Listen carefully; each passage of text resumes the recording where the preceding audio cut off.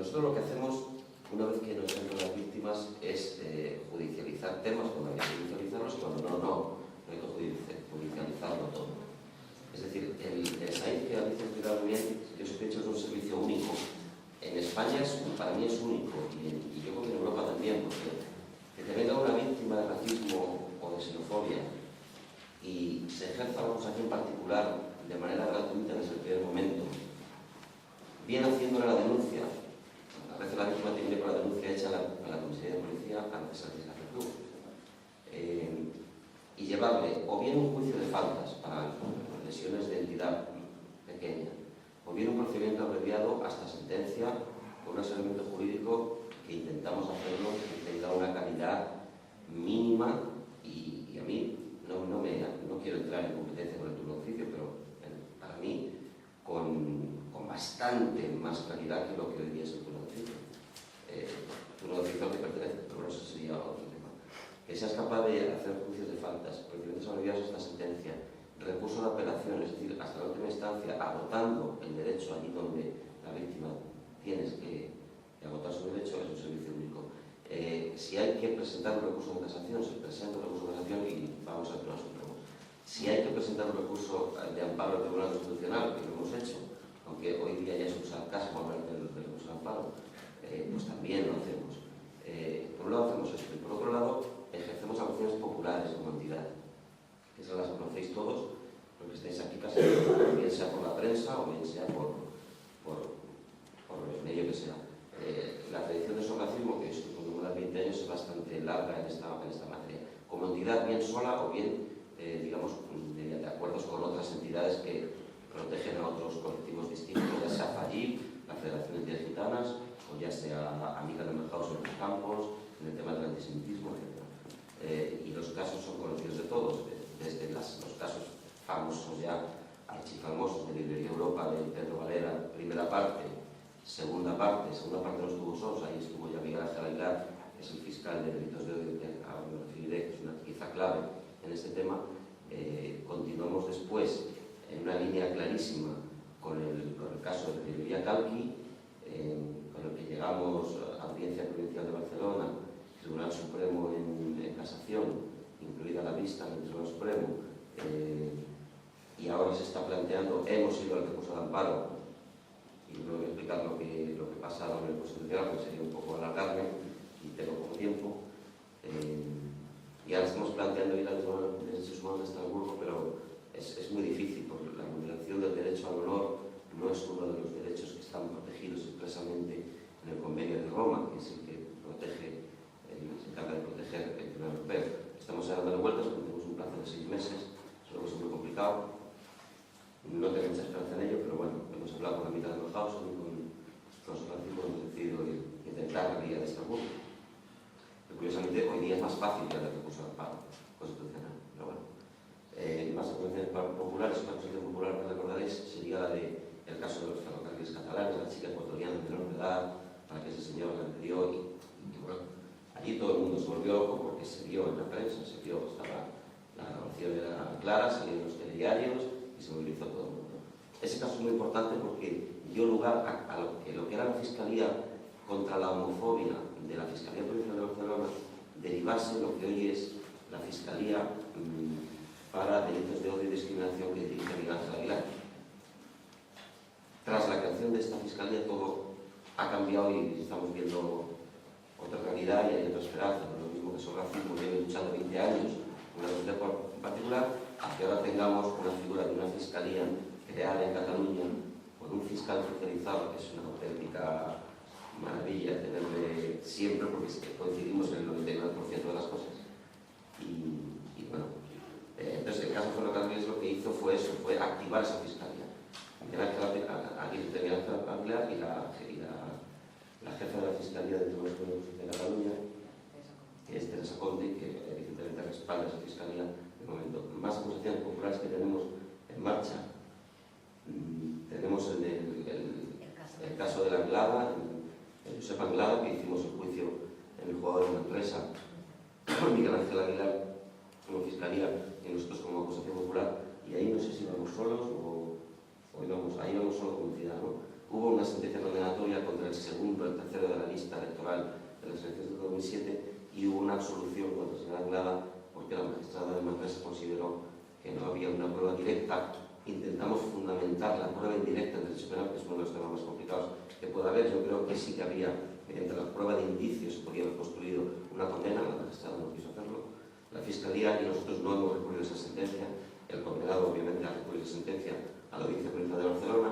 Y Miguel Ángel Aguilar, desde la Fiscalía, ha pedido una vista en la Audiencia Provincial de Barcelona, que sería interesante que esa vista tuviera lugar para analizar el artículo 510.1 y sobre todo el artículo 510.2, que es la injuria colectiva provocadora, es decir, la persona que injuria a un colectivo determinado con el derecho de serlo, en este caso, la especialidad de este señor, que es la islamofobia, ¿no? Y de todo el partido. Ese juicio fue muy interesante porque en la prueba, a lo largo del juicio, se pudo desenmascarar y ver claramente por dentro lo que es ese partido de Plataforma de Cataluña, a base de testigos que aportamos, fundamentalmente de testigos que ha aportado el propio Josep Anglada, Rosado y todos. Y luego otra acusación que tenemos es la del ahora actual alcalde de Badalona, campaña electoral defendiendo al colectivo rumano, aquí estamos sobre el racismo, y la Fallí, digamos, una acusación popular conjunta. El tema es bastante interesante y ahora interpusimos querella nosotros, Miguel Ángel Aguilar de la Fiscalía. Miguel Ángel Aguilar empezó unas investigaciones de Fiscalía, que es una investigación que la Fiscalía puede hacer, que tiene 6 meses para hacerla. Nosotros interpusimos querella, Miguel Ángel Aguilar, entonces esto recayó en Badalona, se judicializó el tema, Miguel Ángel tuvo que inhibirse en favor del juzgado de instrucción de Badalona.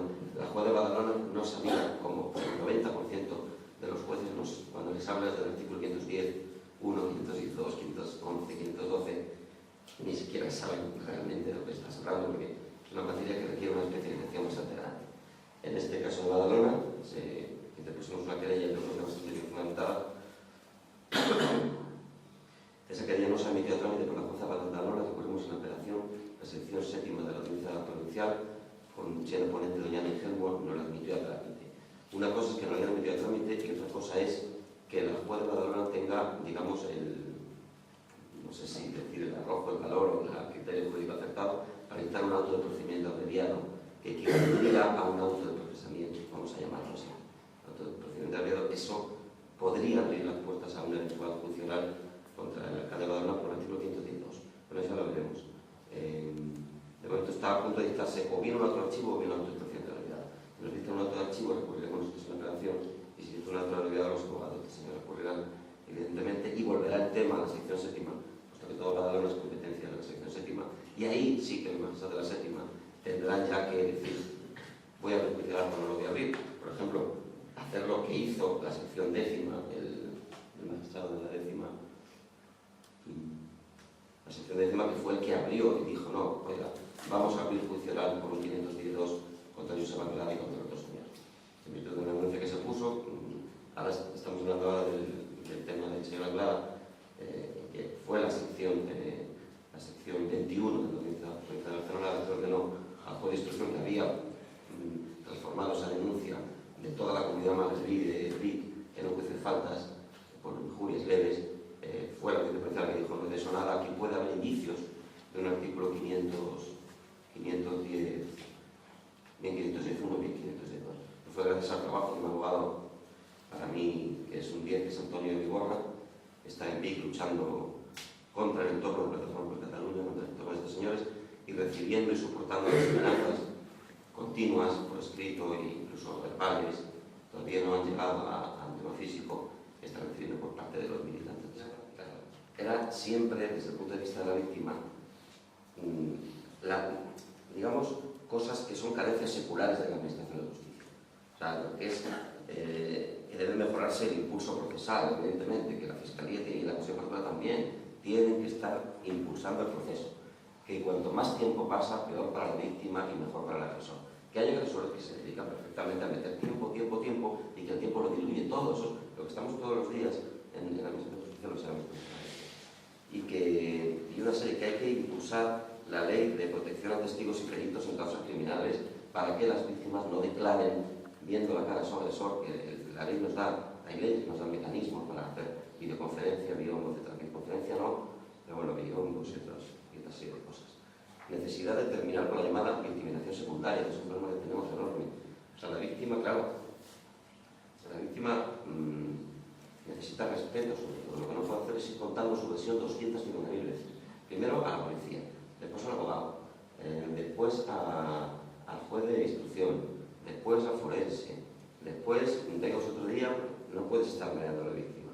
Una sola declaración bien hecha, utilizar la declaración como prueba preconstituida. Es decir, si conseguimos que la víctima declare en el juzgado de instrucción en presencia de los abogados defensores del presunto agresor, y luego la víctima se nos va a vivir a otro país, porque al final en el proceso migratorio se ha ido a vivir otra vez a su país, Senegal, etc., poder contar con esa declaración y en el juicio oral proceder a dar la lectura de la declaración, esa declaración puede entrar a formar parte del material probatorio.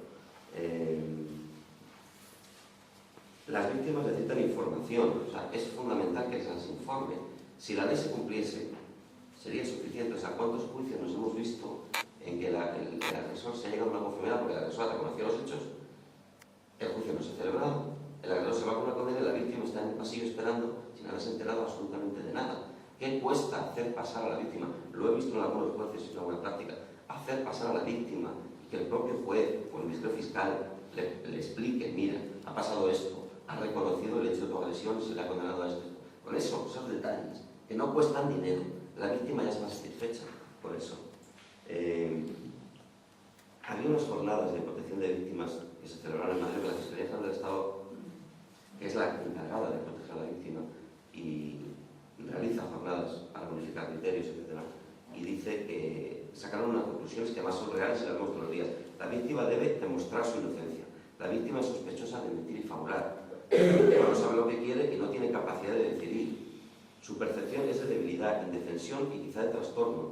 Quiere venganza y no justicia. En fin. Por eso, que la víctima sea informada. Velar porque a la víctima se le notifique la sentencia. Es que la ley lo obliga, aunque no haya ejercido protección particular. Velar porque la situación personal del imputado se le notifique.